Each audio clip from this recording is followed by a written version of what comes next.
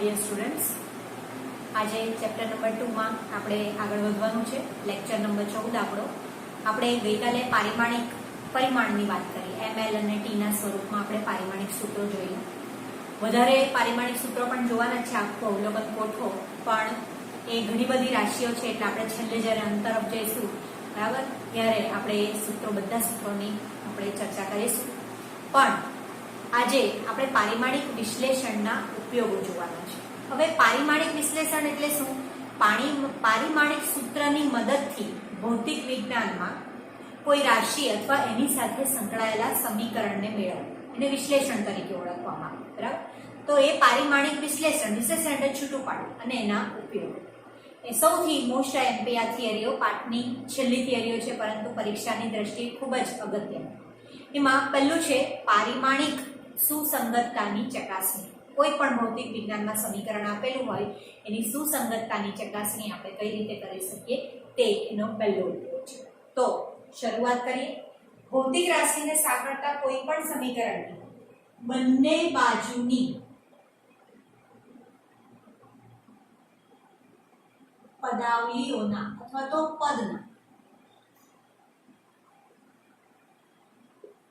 પદાવલીઓના પરિમાણો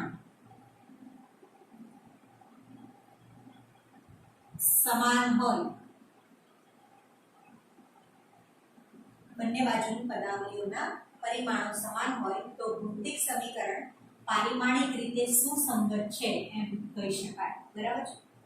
બંને બાજુઓના પરિમાણો સમાન હોવા જોઈએ. હવે ઉદાહરણ આપીશ એટલે તમને વધારે ઝડપથી ખ્યાલ આવશે. તો ઉદાહરણ તરીકે પહેલું ઉદાહરણ લઈએ. એક સમીકરણ આપણને આપેલું છે x બરાબર x0 plus v0t plus 1/2at². આ સમીકરણ તમે ભણી ગયા છો, અચળ પ્રવેગી ગતિનું સમીકરણ છે, જ્યાં x અને x0 શું દર્શાવે? અંતર. v0 વેગ દર્શાવે, t સમય દર્શાવે અને એ જે છે એ પ્રવેગ દર્શાવે, બરાબર છે. આટલા પદો છે. x અંતર, x0 પણ અંતર દર્શાવે, v0 વેગ દર્શાવે, એ જે છે એ પ્રવેગ દર્શાવે અને t જે છે એ સમય દર્શાવે. ચાલો, તો હવે શું કીધું છે? બંને બાજુની પદાવલીઓના પરિમાણો સમાન હોય. તો આનો અર્થ શું થાય કે આપેલ સમીકરણની ડાબી અને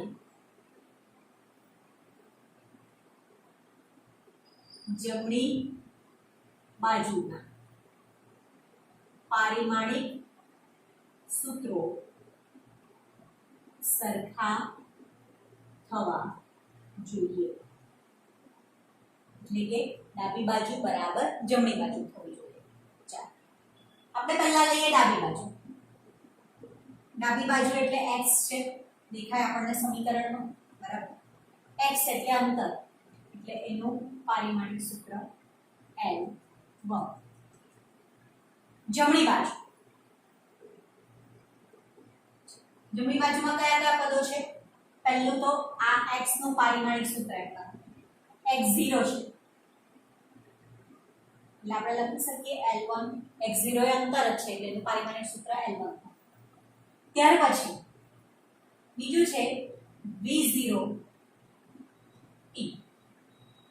v0 એટલે વેગ, તો વેગનું પારિમાણિક સૂત્ર L1t-1 અને t નું સમયનું પારિમાણિક સૂત્ર શું? t1. બંનેનો ગુણાકાર જ છે. આ v0 નું પારિમાણિક સૂત્ર L1t-1, t નું પારિમાણિક સૂત્ર t. 1 - 1 એટલે 0 થાય, એટલે t⁻0 એટલે લખો કે ના લખો ચાલો. એટલે એનું પણ L1. અને બીજું છે 1/2. 1/2 એ ચોક્કસ સંખ્યા છે. ચોક્કસ સંખ્યાનું પારિમાણિક સૂત્ર જે છે એ નહીં આવે. એ પ્રવેગ એટલે L1t-2 થાય ગુણ્યા t² સમયનો વર્ગ એટલે સમયનો પારિમાણિક સૂત્ર t1 અને આનું શું થાય બરાબર એટલે L1 આ થશે t raised to 2 એટલે આપણે લખીએ t minus 2 અને 2 2 minus 2 0 એટલે જવાબ શું આવે L1 દરેક પદનું પારિમાણિક સૂત્ર કેટલું છે L1 છે અને ડાબી બાજુનું પારિમાણિક સૂત્ર કેટલું છે એ પણ L1 છે તો આના પરથી આપણે લખી શકીએ ડાબા બરાબર જબા એટલે આપણે લખવાનું કે તેથી કહી શકાય કે આપેલ સમીકરણ પારિમાણિક દ્રષ્ટિએ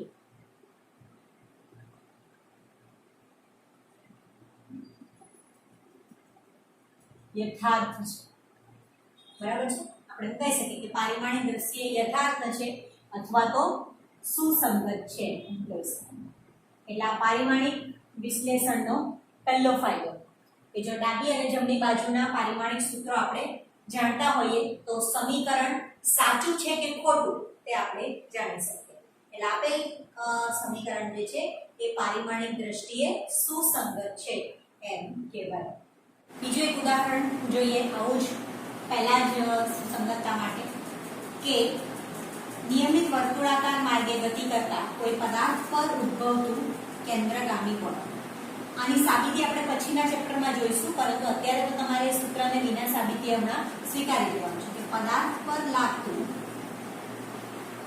કેન્દ્રગામી બળ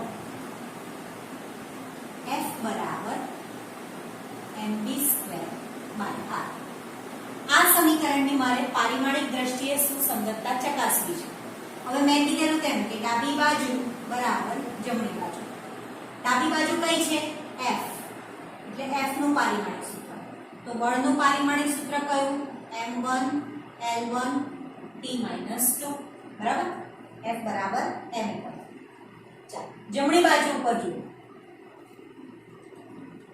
તો m નું પારિમાણિક સૂત્ર આપણે આખું ના લખવું હોય તો ચોરસ કૌંસમાં લખી દેવાનું અને v² નું પારિમાણિક સૂત્ર અને r નું પારિમાણિક સૂત્ર m એટલે દળ એટલે m1 v² એટલે શું થાય v નું પારિમાણિક સૂત્ર કયું L1 t - 1 આખાનો વર્ગ લખાય v² છે છેદમાં r નું પારિમાણિક સૂત્ર r એટલે અંતર દર્શાવે એટલે L1 તો is equal to m1 L2 t - 2 છેદમાં L1 થાય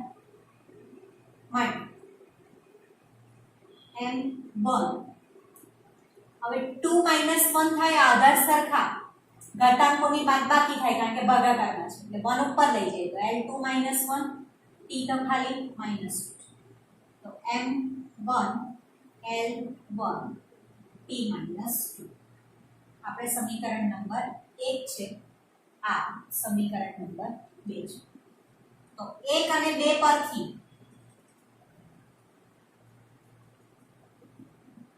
આપણે એમ કહી શકીએ કે ડાબી બાજુ બરાબર જમણી બાજુ m1 L1 t - 2 છે એટલે ડાબી બાજુ બરાબર જમણી બાજુ બરાબર ચાલો તો એના ઉપરથી આપણે લખી શકીએ કે સમીકરણ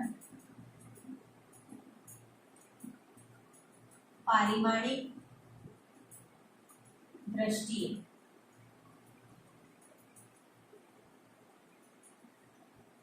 સુસંગત છે બીજું એક સાદું ઉદાહરણ પણ લઈ શકો તમે જાણતા હોય એવા સૂત્રો દાખલા તરીકે F બરાબર ma છે તો ડાબી બાજુ કઈ થઈ બળનું પારિમાણિક સૂત્ર તો શું થાય m1 L1 t - 2 જમણી બાજુ કઈ થઈ m નું પારિમાણિક સૂત્ર a નું પારિમાણિક સૂત્ર એટલે m1 L1 t - 2 તો આપણે કહી શકીએ કે ભાઈ ડાબા બરાબર જબા તેથી આ સમીકરણ પણ પારિમાણિક દ્રષ્ટિએ સુસંગત છે તો આવા જેટલા પણ સમીકરણો તમે જાણતા હો એ બધા સમીકરણો તમે પારિમાણિક દ્રષ્ટિએ ચકાસી શકો, તમને પારિમાણિક સૂત્ર આવડતા હોવા જોઈએ, બરાબર.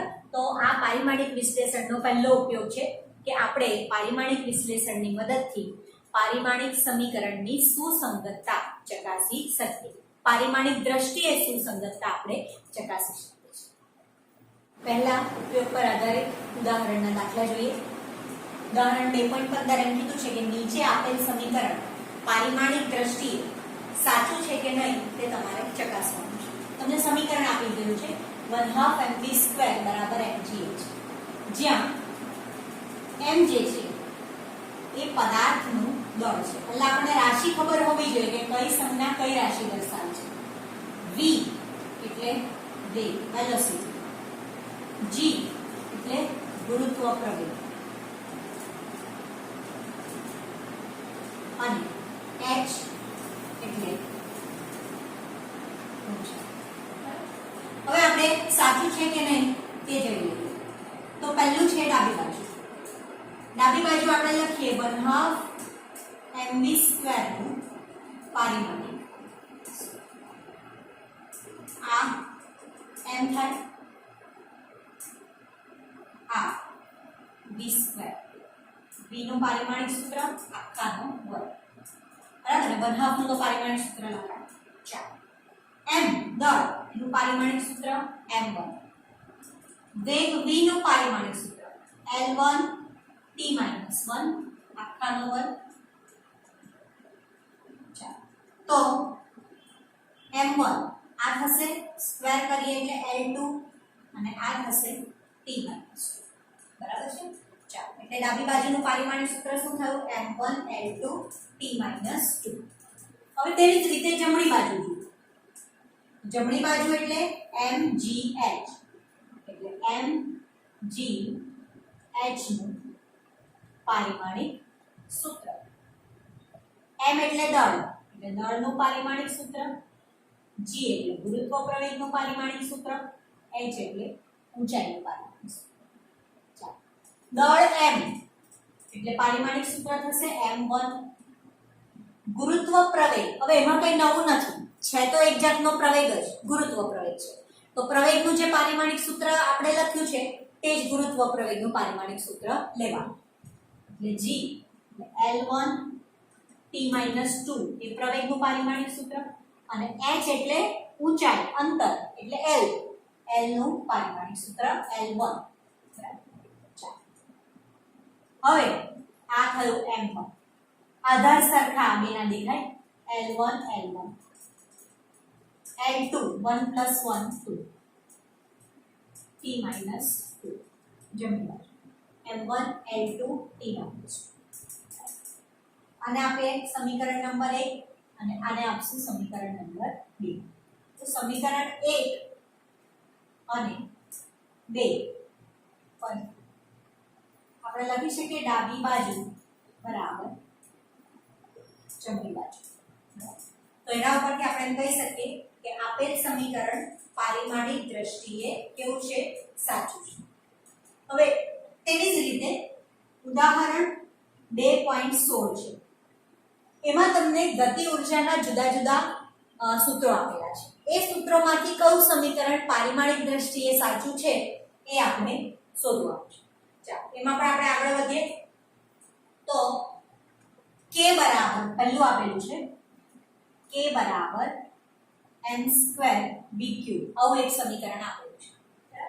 ચાલો, હવે પહેલા લઈ લઈએ આપણે k નું પારિમાણિક સૂત્ર. k એટલે ઉર્જા, ગતિ ઉર્જા જેને આપણે કહીએ. તો ઉર્જા ગમે તે હોય, ગતિ ઉર્જા હોય, ઉષ્મા ઉર્જા હોય, સ્થિતિ ઉર્જા હોય, ગમે તે હોય, એનું પારિમાણિક સૂત્ર m1 l2 t-2 જે ઉર્જાનું પારિમાણિક સૂત્ર છે. એટલે ઉર્જાનું જે પારિમાણિક સૂત્ર તે જ ગતિ ઉર્જાનું પણ, ઉષ્મા ઉર્જાનું પણ, સ્થિતિ ઉર્જાનું પણ, ગમે તે પ્રકારની ઉર્જા હોય, પારિમાણિક સૂત્ર બદલાય. એટલે ઉર્જાનું પારિમાણિક સૂત્ર k એટલે કાઇનેટિક એનર્જી, ગતિ ઉર્જા એને કહેવાય, m1 l2 t-2. ચાલો, જમણી બાજુ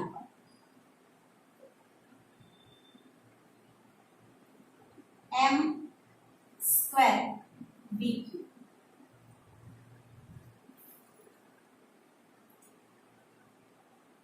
v3 બંનેના પારિમાણિક સૂત્ર m નું પારિમાણિક સૂત્ર એટલે હું લખી શકું દળ છે એટલે ખાલી m1 ને આખાનો વર્ગ.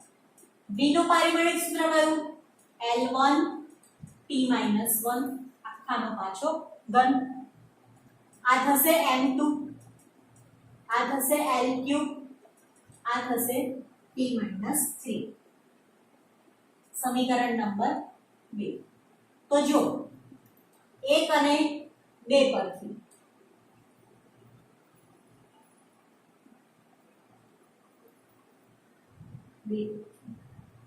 ડાબી બાજુ is not equal to જમણી બાજુ. ડાબી બાજુનું કઈક પારિમાણિક સૂત્ર છે, જમણી બાજુનું કઈક બીજું જ છે. એટલે આ સમીકરણ પારિમાણિક દ્રષ્ટિએ સુસંગત નથી એવું લખાય. બરાબર? બી એટલે તમે એ લખી શકો સુસંગત નથી. બરાબર? ચાલો બી શું કહે છે k બરાબર 1/2 mv². હવે k નું પારિમાણિક સૂત્ર તો આપણે શોધી નાખ્યું સમીકરણ 1 પરથી m1 l2 t-. તો જમણી બાજુ શું છે 1/2 m એટલે શું થશે m નું પારિમાણિક સૂત્ર v નું પારિમાણિક સૂત્ર 1/2 નું તો કઈ થાય જ નહીં. આનું થશે m1, આનું થશે l1 t-1 આખાનો વર્ગ. તો શું થાય m1 l2 t-. બરાબર? ચાલો જમણી બાજુ m1 l2 t-2. તો આના ઉપરથી હું લખી શકું કે ડાબી બાજુ બરાબર જમણી બાજુ. આ સમીકરણ નંબર દાખલા તરીકે આપણે આપીએ છીએ 3. બરાબર? તો આપણે લખી શકીએ કે 1 અને 3 પર આ અને છે એની નિશાની છે 1 m1 l2 t-, 3 m1 l2 t. એટલે ડાબી બાજુ બરાબર જમણી બાજુ. એટલે આ સમીકરણ જે છે એ પારિમાણિક દ્રષ્ટિએ કેવું છે સુસંગત છે એમ કહી શકાય. પારિમાણિક દ્રષ્ટિએ યથાર્થ છે એમ કહી શકાય. ત્રીજું સમીકરણ c k બરાબર m. એમાં જમણી બાજુ એટલે m નું પારિમાણિક સૂત્ર a નું પારિમાણિક સૂત્ર. m એટલે m1, a એટલે l1 t-2. આ શું લખાય m1 l1 t-2. બરાબર? આ હતું સમીકરણ નંબર આપણું 4. અને સમીકરણ 1 શું છે m1 l2 t-2 કે બરાબર તો 1 અને 4 પરથી કહી શકાય કે સમીકરણ સુસંગત કેવું છે નથી. કારણ કે બંને જુદા જુદા છે દેખાય છે. આ છે m1 l2 t-2, આ છે m1 l1 t-2. એટલે સુસંગત નથી. ચાલો આગળનું સમીકરણ ડી. ડી કીધેલું છે k બરાબર 3/16 mv². હવે જુઓ અહીંયા જમણી બાજુ છે તે mv² છે દેખાય m અને v². તો એનો અર્થ એ કે mv² એટલે પહેલાની જેમ શું થશે m1 l2 t-2. પણ અહીંયા આગળ સમીકરણ શું છે 3/16. k ભલે આપણે આવ્યું m1 l2 t-2 અને આપણે આવ્યું m1 l2 t-2, પરંતુ એ ગતિ ઊર્જાના સમીકરણ સાથે સુસંગત નથી. ગતિ ઊર્જાનું સમીકરણ 3/16 mv² નથી. ગતિ ઊર્જાનું સમીકરણ છે 1/2 mv². તેથી આ સમીકરણ પારિમાણિક દ્રષ્ટિએ સુસંગત નથી. કારણ કે 3/16 આપેલ છે. અને છેલ્લું જે છે એ ઈ શું છે k બરાબર 1/2 mv² વત્તા m. એટલે જમણી બાજુ 1/2 નું તો લેવાનું જ નથી. m નું પારિમાણિક સૂત્ર v² નું પારિમાણિક સૂત્ર વત્તા દળનું પારિમાણિક સૂત્ર a નું પારિમાણિક સૂત્ર. m એટલે દળ m1 l1 t-, t minus 1 આખાનો વર્ગ વત્તા m1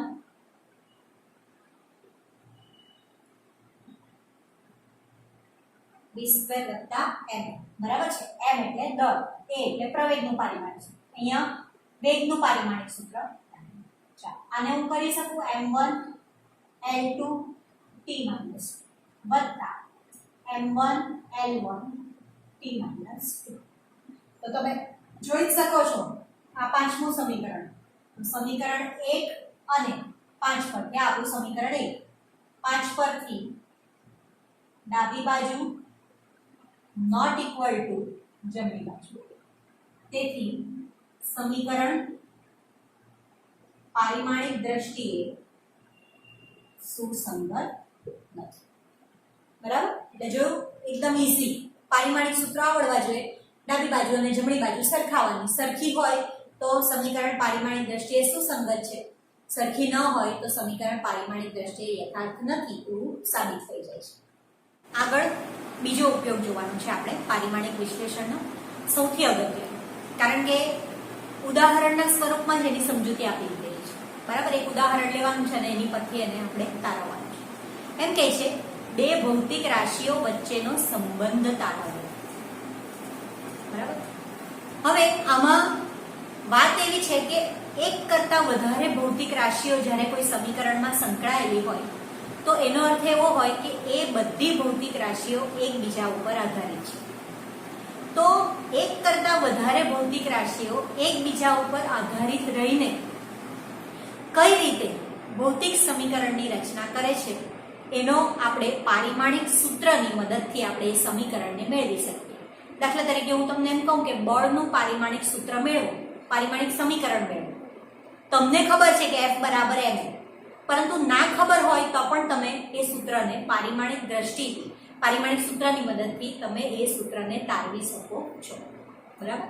તો એના માટે આપણે એવું જાણવું પડે કે એક ભૌતિક રાશિ બીજી કઈ કઈ ભૌતિક રાશિઓ ઉપર આધારિત છે, અને એની મદદથી આપણે પછી બીજું જે છે એ ઉપયોગ લેવાનું છે કે આપણે બે ભૌતિક રાશિઓનો, એક ભૌતિક રાશિનો બીજી ભૌતિક રાશિ વચ્ચેનો આપણે સંબંધ મેળવવાનો છે.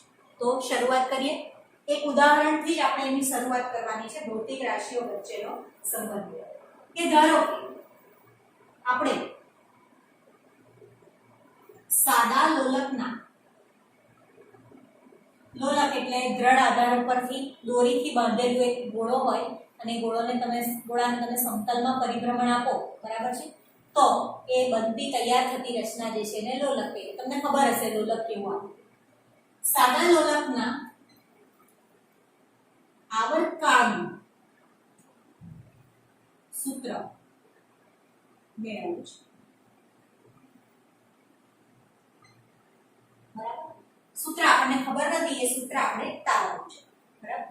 હવે આ સાદા લોલકનો જે આવર્તકાળ છે t, એ કઈ કઈ ભૌતિક રાશિઓ પર આધારિત છે આપણે જાણીએ છીએ. તો સાદા લોલકનો આવર્તકાળ એ લોલકની લંબાઈ l,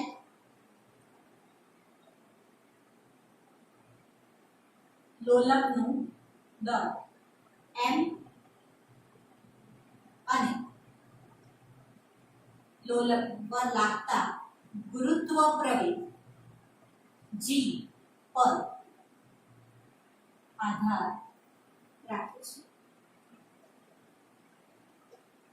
બરાબર? t લોલકની લંબાઈ પર આધાર રાખે, ગોળાના દળ પર આધાર, લોલકના ગોળાના દળ પર,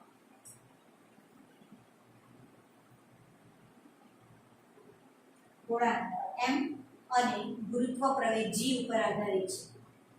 એટલે આપણે એમ કહી શકીએ કે t આધારિત છે લંબાઈ l પર, t આધારિત છે દળ m પર અને t આધારિત છે ગુરુત્વ પ્રવેગ g પર. આપણે એને આ રીતે લખીશું, t અને વંચાઈ પ્રપોર્શનલ ટુ, સપ્રમાણતામાં ચલે છે એમ કહેવાય. ઇંગ્લિશમાં આપણે એને કહીએ proportional to ની પર આધારિત હોવું. ટી એલ પર આધારિત છે, એમ પર આધારિત છે અને જી પર આધારિત છે. એટલે ટી પ્રપોર્શનલ ટુ આપણે લખીએ m રેઝ ટુ a દળ પર આધારિત છે, proportional to l raise to b લંબાઈ પર આધારિત છે અને પ્રપોર્શનલ ટુ g ગુરુત્વ પ્રવેગ પર આધારિત છે. આ બધાને હું એક રીતે પણ લખી શકું. એટલે આપણે આખું લખીએ બધું t પર જ આધારિત છે તો આપણે આમ જ લખી દઈએ l raise to b g raise to c બધા જ સાથે t સપ્રમાણમાં ચલે છે. એટલે આને આ રીતે લખીએ. સપ્રમાણતાનો અચળાંક કાઢી નાખીએ એટલે અચળાંક ઉમેરાય. સપ્રમાણતાની નિશાની કાઢી નાખીએ કે m raise to a l raise to b g raise to c.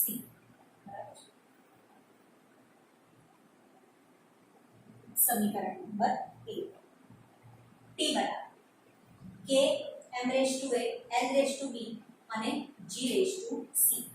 આ એક સમીકરણ બને જ્યાં k જે છે એ શું છે? સપ્રમાણતાનો અચળાંક. બીજું આપણે અહીંયા ઘાતાંકો લીધા દેખાય m raise to a l raise to b g raise to c. તો આ abc જે છે એ બિલોંગ્સ ટુ r સાર્વત્રિક ગણના સભ્યો છે. મેથ્સમાં તમે ભણી ગયા છો. Belongs to r. r એટલે શું? સાર્વત્રિક ગણ. સાર્વત્રિક ગણના સભ્ય છે એટલે ગમે તે સંખ્યા abc ની આવી શકે.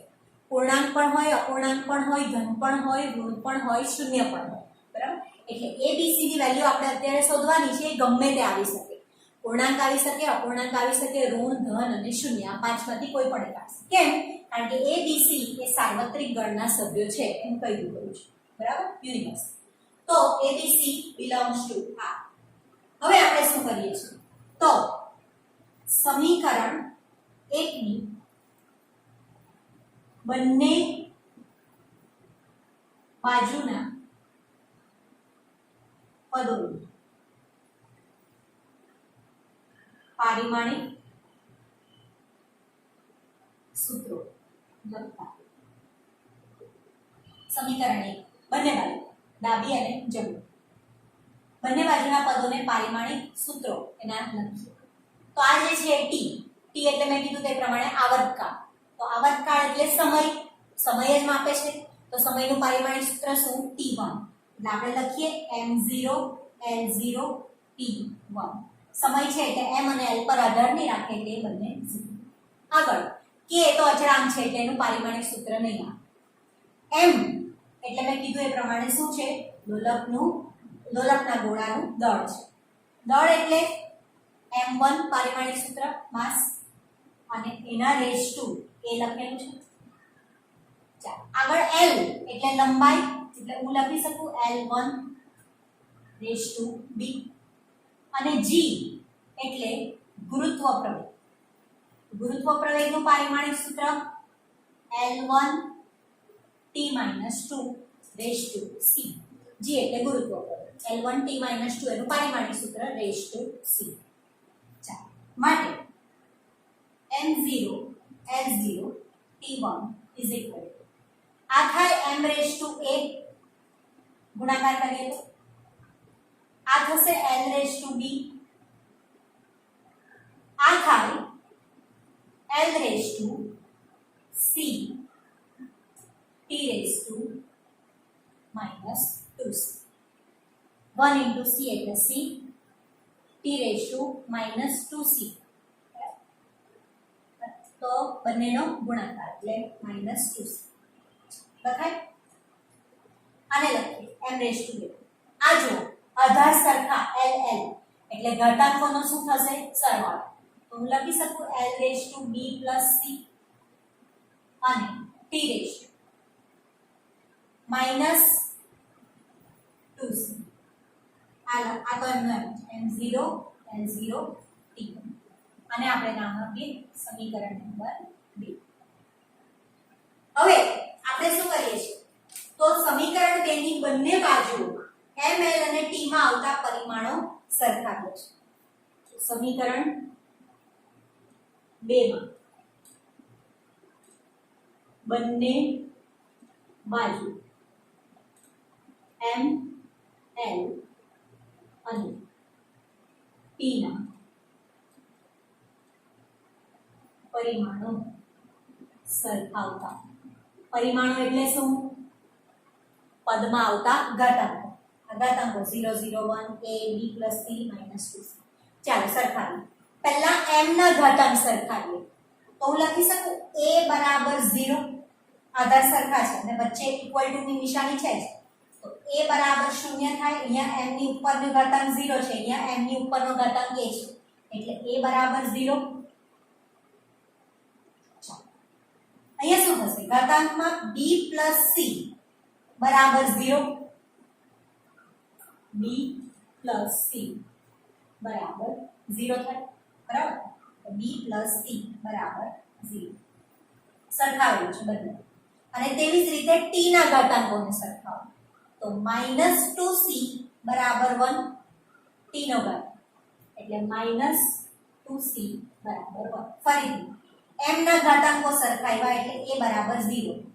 પછી l ના ઘાતાંકો સરખાવ્યા એટલે b + c બરાબર 0 અને t ના ઘાતાંકો સરખાવે એટલે -2c બરાબર 1. a બરાબર 0, c બરાબર હું લખી શકું -1/2. આ -2 ને નીચે લઈ જઈએ, માઈનસ થઈ જાય એટલે c બરાબર 1/2 થઈ જાય અને b + c બરાબર 0. હવે જો a ની કિંમત મળી ગઈ 0, c ની કિંમત મળી ગઈ -1/2. તો b ની કિંમત કઈ રીતે મળે? તો આ સમીકરણ છે b + c = 0. તો b બરાબર -c લખાય. આ બાજુ લઈ જાઉં તો જમણી બાજુ. તો b બરાબર -c એટલે 1/2 થાય. બરાબર? કારણ કે -1/2 છે. બરાબર? તો b બરાબર 1/2. c ની વેલ્યુ મૂકો તો -1/2. તો માઈનસ માઈનસ પ્લસ એટલે b બરાબર 1. તો હવે આપણે શું કરી શકીએ? a b અને c ની કિંમત આપણને મળી. a કેટલા? 0. બરાબર? c કેટલા? -1/2 અને b કેટલા? 1/2. બરાબર છે? a b અને c ની કિંમત આપણે સમીકરણ નંબર 1 માં મૂકીએ છીએ. ચાલો તો આગળ વધીએ. સમીકરણ 1 માં મૂકો.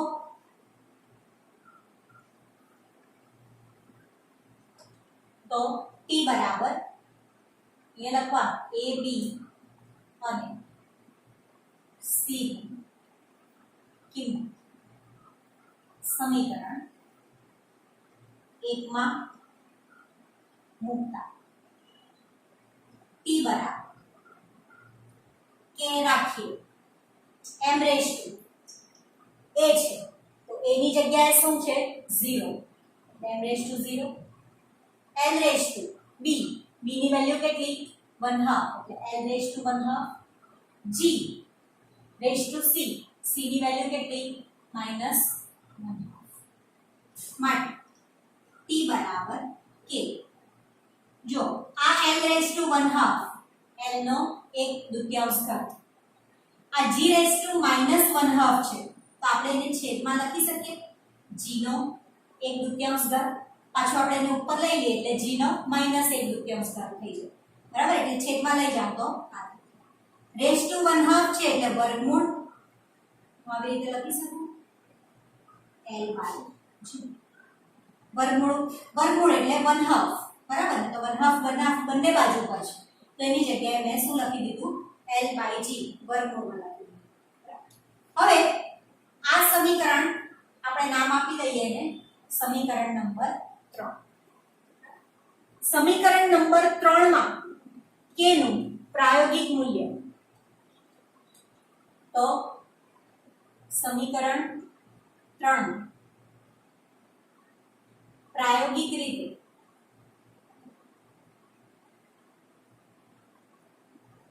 k બરાબર 2π મળે છે. બરાબર? તમારે સ્વીકારી લેવાનું છે k ની વેલ્યુ 2π આવે. તો t બરાબર 2π √l/g. સમીકરણ નંબર 4. બરાબર? k ની જગ્યાએ 2π મૂક્યું એટલે t બરાબર twice pi under root l by g એમ બોલાય. તો જે શું છે સાદા લોલકના આવર્તકાળનું સૂત્ર છે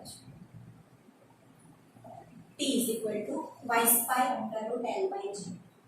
આમ આપણે પરસ્પર એકબીજા પર આધારિત ભૌતિક રાશિઓ વચ્ચેનો સંબંધ આપણે પારિમાણિક વિશ્લેષણની મદદથી શોધી શકીએ. સાદા લોલકનો આવર્તકાળ હતો એ દળ ઉપર આધાર રાખે, લંબાઈ પર આધાર રાખે અને ગુરુત્વ પ્રવેગ પર આધાર રાખે અને એની મદદથી આપણે આ પારિમાણિક સૂત્રની આ બધા પારિમાણિક સૂત્ર જ મૂક્યા અને પારિમાણિક સૂત્રની મદદથી abc ની વેલ્યુ મૂકી અને પેલા સમીકરણમાં કિંમત મૂકી એટલે આપણને સાદા લોલકના આવર્તકાળનું સૂત્ર જે છે એ મળી ગયું. બરાબર.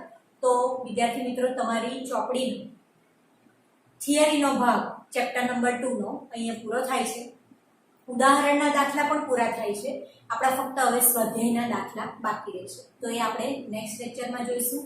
આપણો આજનો લેક્ચર અહીંયા ફિનિશ કરીએ છીએ. ફરી પાછા મળીએ ત્યાં સુધી take care, good bye and thank you so much.